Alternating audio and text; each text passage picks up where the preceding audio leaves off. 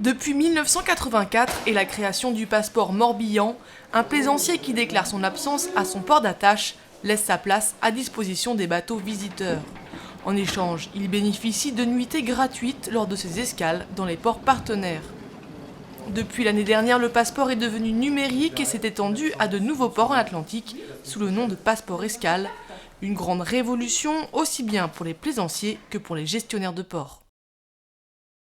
C'est un système qui est identique à ce qu'on avait avant dans le principe, mais qui est complètement différent au niveau de l'utilisation et surtout beaucoup plus pratique pour le plaisancier. Et je pense que le système nous a permis de gagner à peu près 20% de déclaration d'absence qu'on n'avait pas auparavant, puisque le client ne se déplaçait pas forcément en capitainerie. Pour nous, c'est un système très précis au niveau de l'utilisation pour le gestionnaire du port, qui nous permet d'avoir un état du plan d'eau toujours très précis et donc de donner un confort d'accueil aux gens qui arrivent en passage et de pouvoir donner des places qui sont certainement libres puisque le client nous l'a déclaré de façon très précise.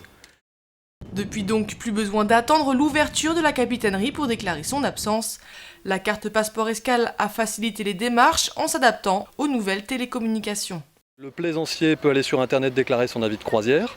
Il peut aussi utiliser le téléphone avec un serveur vocal interactif et puis une web application. Avec un smartphone, il a accès à une application qui lui permet de le faire. Et puis après, un des canaux importants, c'est évidemment les capitaineries où vous pouvez passer, si vous ne voulez pas utiliser des outils perso, pour pouvoir faire la déclaration. Ainsi, en 2011, le cumul des places libérées par les plaisanciers a permis de créer plus de 1000 places supplémentaires par jour sur la période estivale.